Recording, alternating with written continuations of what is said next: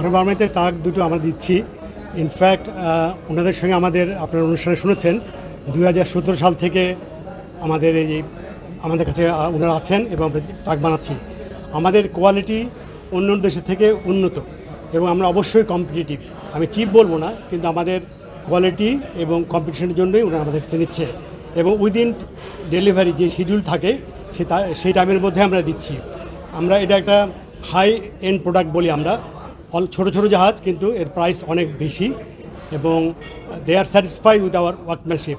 ওনারা আমাদের সবসময় বলেন অন্য কান্ট্রিতে জাহাজ তৈরি করার সময় ওনারা যদি কোনো ডিফিকাল্টিস ফেস করে তাহলে ওনাদেরকে বললে সেইভাবে ওনারা অ্যাটেন্ড করে না।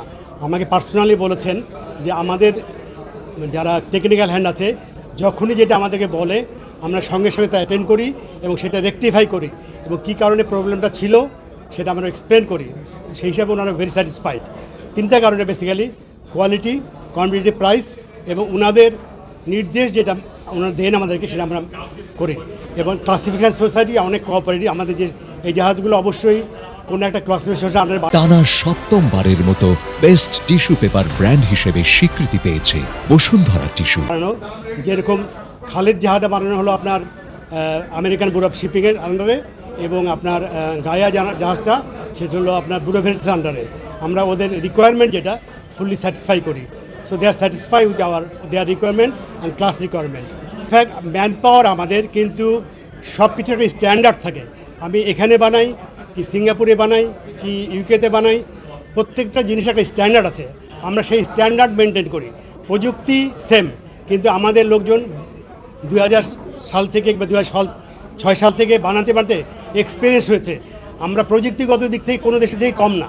প্রযুক্তি সব দেশেই একই রকম, সেই প্রযুক্তিটা আমরা ফলো করি এবং সমস্ত কিছুই একটা ক্লাসিফিকেশন সোসাইটির আন্ডারে হয়, সেগুলো আমরা ফলো করি।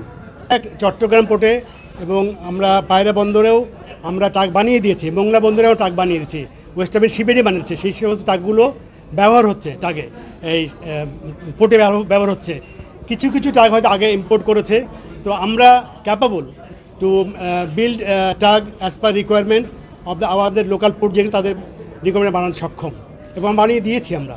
আমার মনে হয় আমাদের যদি পোর্ট রিকোয়ারমেন্ট দেয় এবং সরকার যদি পলিসিগত সাপোর্ট দেয়, আমরা অবশ্যই বানাতে সক্ষম এবং প্রত্যেকটা পোর্টের জন্যই যে যতগুলো ট্রাক দরকার উইদিন একটা নির্দিষ্ট সময় লাগবে, সেই সময়ের মধ্যে বানাতে আমরা সক্ষম এবং যে রিকোয়ারমেন্ট, যে ক্যাপাসিটি ট্রাক দরকার আমরা বানাতে পারবো, ওয়েস্ট আফ্রিকান শিপের বানাতে পারবে।